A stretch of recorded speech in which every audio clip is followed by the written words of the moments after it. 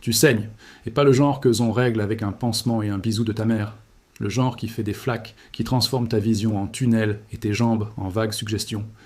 Il y a un trou en toi qui n'existait pas il y a 10 minutes. Et l'hôpital le plus proche, est soit un tas de gravats occupés par des gens qui préféreraient te tirer dessus une deuxième fois, soit à 500 km, à travers un territoire hostile.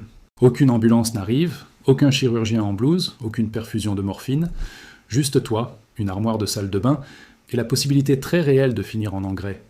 Mais voilà le truc avec les trous de balles. Ils sont étonnamment démocratiques. Que tu sois survivaliste, pillard ou juste chanceux, le corps humain fuit de la même façon. Et si tu sais ce que tu fais, si tu gardes les mains stables ou la panique à feu doux, tu peux peut-être colmater la fuite assez longtemps pour voir demain. Pas de stress, on fait de la médecine de terrain version fin du monde.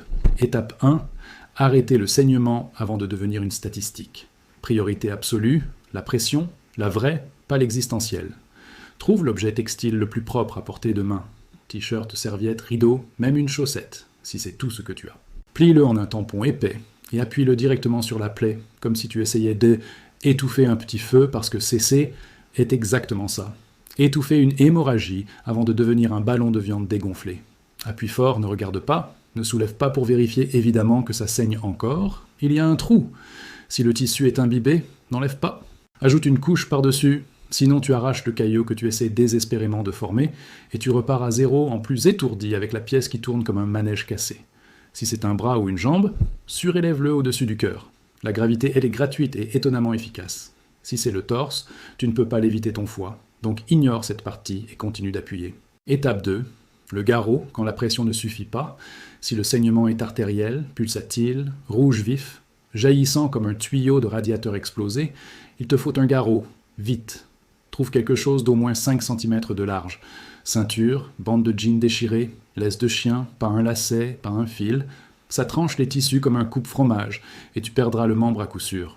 Enroule-le autour du membre quelques centimètres, au-dessus de la plaie, entre le trou et le cœur, serre fort, puis prends un bâton, un stylo, un tournevis, n'importe quoi de rigide, et tourne comme si tu remontais une horloge. Encore, jusqu'à ce que le saignement s'arrête. Ça va faire horriblement mal, c'est comme ça que tu sais que ça marche. Note l'heure quelque part de visible, au marqueur sur la peau, avec du sang sur le mur, peu importe. Un garrot laissé trop longtemps tue le membre. Tu as environ 2 heures avant que les tissus ne commencent à mourir. Après ça, tu choisis entre te vider de ton sang ou l'amputation, ambiance. Étape 3, nettoyer la plaie ou inviter l'infection à la fête. Si tu n'es pas encore mort, bravo, maintenant il faut empêcher la septicémie de finir le travail. Irrigue la plaie, c'est-à-dire rincer la saleté, les fibres et tout ce qui est entré avec la balle. Fais bouillir de l'eau si tu peux, et laisse-la refroidir, sinon eau en bouteille, sinon eau du robinet, même si elle a le goût de rouille et de regret. Verse directement dans la plaie, pas un filet, un jet. Tu veux laver les débris, pas les bénir. Si tu as du sérum physiologique, utilise-le. Du peroxyde d'hydrogène, une seule fois pour faire mousser la crasse. Pas plus, ça abîme les tissus. Vodka ou whisky, garde-les pour plus tard, ça brûle, ça stérilise moins que tu ne le crois, et tu en auras sans doute plus besoin pour les dégâts psychologiques. Tamponne, pour sécher avec un tissu propre, ou le plus propre possible. Soyons honnêtes, plus rien n'est vraiment propre. Étape 4. Bourrer la plaie parce que les trous ne se ferment pas par magie. Si la balle est ressortie, tu as 2 problèmes.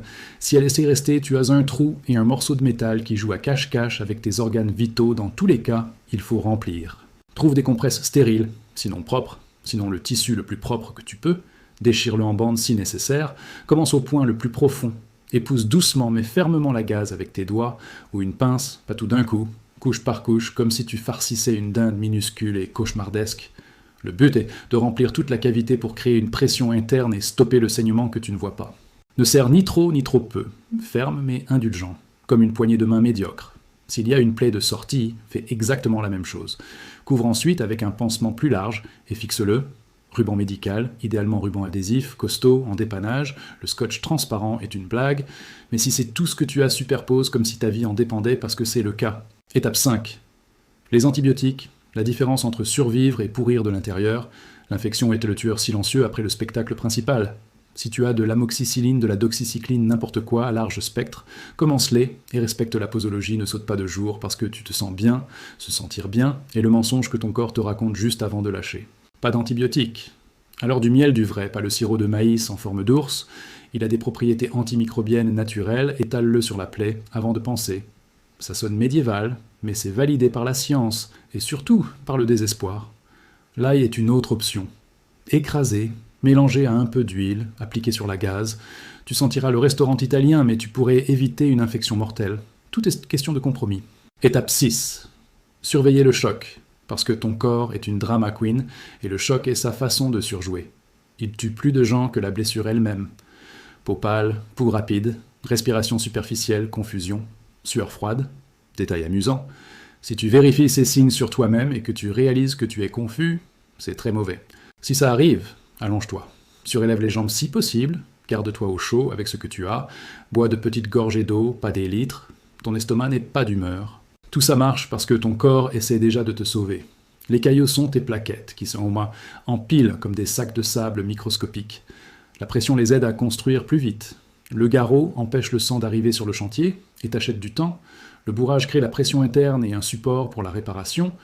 Les antibiotiques, ou le miel, sont tes forces spéciales contre les envahisseurs. Le système immunitaire fait le reste. Survis à la première heure et tes chances doublent. Survis à la première journée et tu pourrais t'en sortir. Il n'y a pas d'hôpital, pas de médecin, juste toi, des fournitures de fortune et un refus obstiné de mourir sur un sol crasseux.